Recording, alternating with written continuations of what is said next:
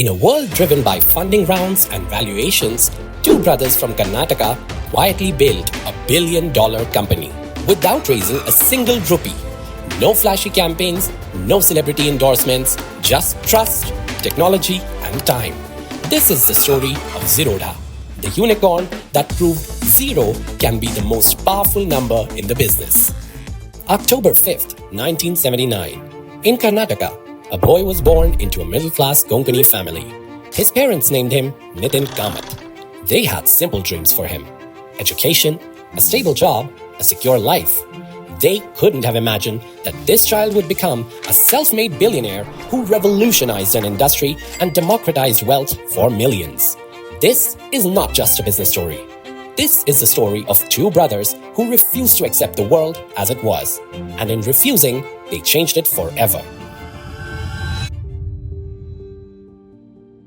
His father, U.R. Kamath, was an executive at Canara Bank, a dedicated bank employee who moved his family from town to town wherever his transfers took him.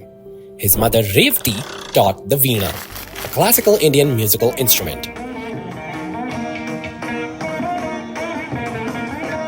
In the Kamath household, education and culture were valued above all else. 7 years later, on September 5th, 1986, Nikhil was born. Growing up modestly across small towns, the brothers were inspired by their father's stock market talks. Nitin struggled in school, dreaming bigger, while Nikhil, strategic and restless, excelled at chess and snooker. The 1990s brought liberalization and TV, opening new opportunities they eagerly explored and learned from.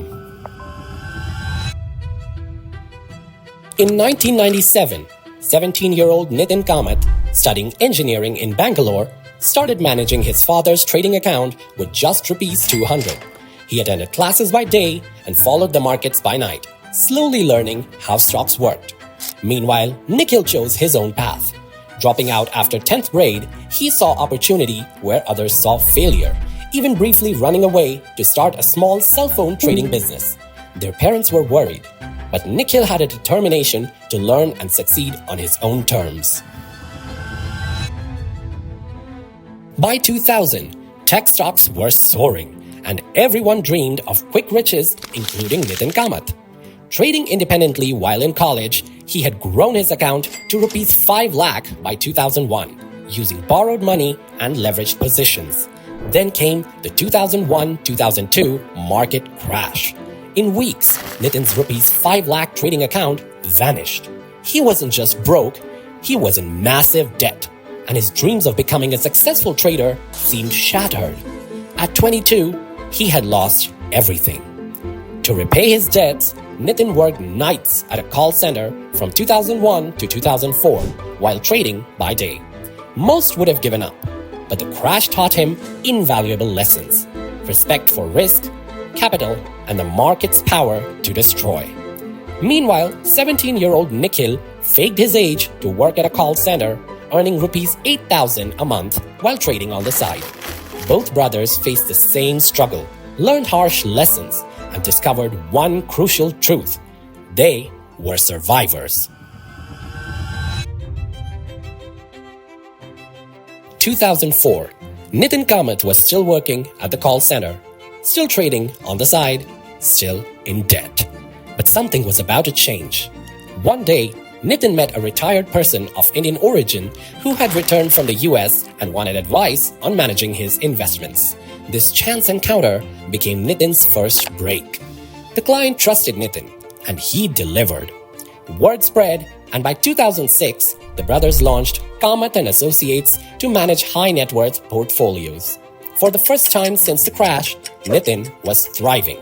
Debts cleared, confidence restored, and trading disciplined.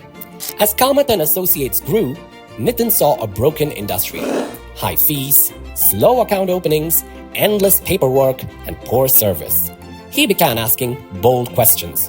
Why should trading cost so much? And what if there were a better way?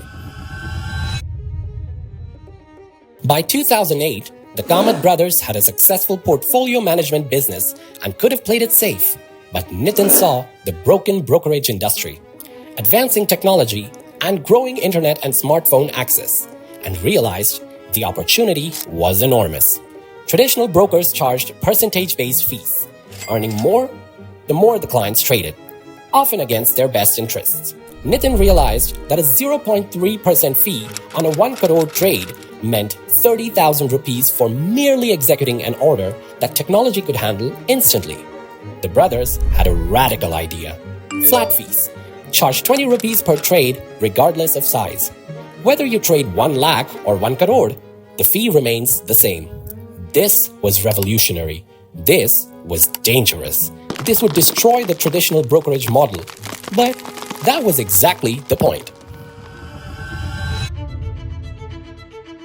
On August 15, 2010, Independence Day, Nitin and Nikhil Kamath launched Zerodha, combining zero and Rhoda, which is the Sanskrit word for barrier. They had a clear mission to remove barriers to trading. They started a small office in Bangalore with a handful of employees and a business model that seemed laughable. But the Kamath brothers had an edge. They understood technology, had lived through struggles, and knew exactly what traders needed, having learned from both losses and wins. While traditional brokers relied on outdated software, Zerodha built everything from scratch with clean code, modern architecture, and user-focused design. Early customers were skeptical, but word spread. The platform worked. Fees were real, execution was fast, and small traders could finally keep their profits.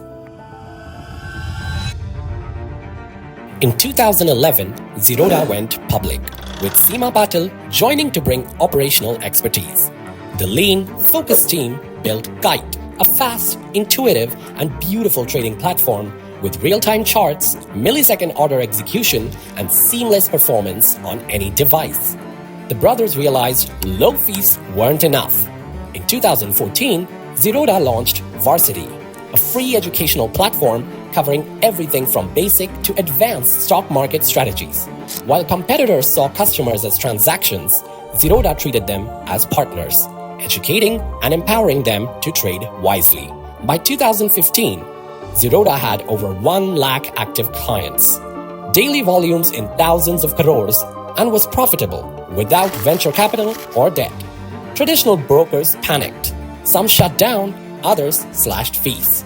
The industry was being disrupted, and nothing could stop it. As Zerodha grew, it faced pushback. Competitors spread rumors about poor service and an unsustainable business, and regulators watched closely, not because Zerodha broke rules, but because it challenged the old way of doing things. On November 8, 2016, demonetization hit, wiping out 86% of India's currency. Markets fell into chaos. Trading volumes dropped, and many believed Zerodha's flat fee model couldn't survive, unlike competitors who charged percentage-based fees. Zerodha's lean, bootstrap foundation proved its strength. With no investor pressure and careful spending, they survived the crisis. By mid-2017, normalcy returned and Zerodha emerged stronger, proving their model could withstand shocks. By 2017, Indian investors were changing. Engineers, students, homemakers, and retired teachers were all opening Zerodha accounts. Barriers were falling. That year, Zerodha launched Coin, a zero-commission platform for direct mutual fund investing, challenging an industry built on lucrative fees. 2018 marked the tipping point. Zerodha surpassed 5 lakh active clients. They became India's largest retail stockbroker by active user base, not by marketing spend, but by word of mouth. By March 2020, Zerodha had over 15 lakh active clients, handling daily trading volumes above Rs 15,000 crore, with annual revenue exceeding Rs 2,000 crore and profits over 500 crore rupees. Every rupee belonged to the Kamath brothers. No venture capital, no private equity, no compromise. They had built a fully bootstrapped unicorn, a feat few Indian companies have ever achieved. In March 2020, COVID-19 brought India to a standstill. घरों से बाहर निकलने पर पूरी तरह पाबंदी लगाई जा रही है. Jobs were lost, businesses collapsed, and uncertainty reigned. Yet, stuck at home, many Indians turned to the stock market. Some for income, some for opportunity, and many simply to learn. Zeroda's platforms handled the surge flawlessly, while competitors' systems failed. By 2021, they had over 30 lakh active clients, managing nearly 15% of India's retail trading. Varsity became one of the world's most visited financial education sites, teaching millions about investing and trading for free true democratization of finance. Today, both are among India's youngest billionaires, but more importantly, they've liberated an industry, educated millions, and shown that business can thrive on ethics, not exploitation. If you're facing challenges like the Kamath brothers once did, struggling with growth, funding, or finding your path, DeckWise is your partner to break barriers and scale up. Follow DeckWise to turn your challenges into change, just like Zerodha did.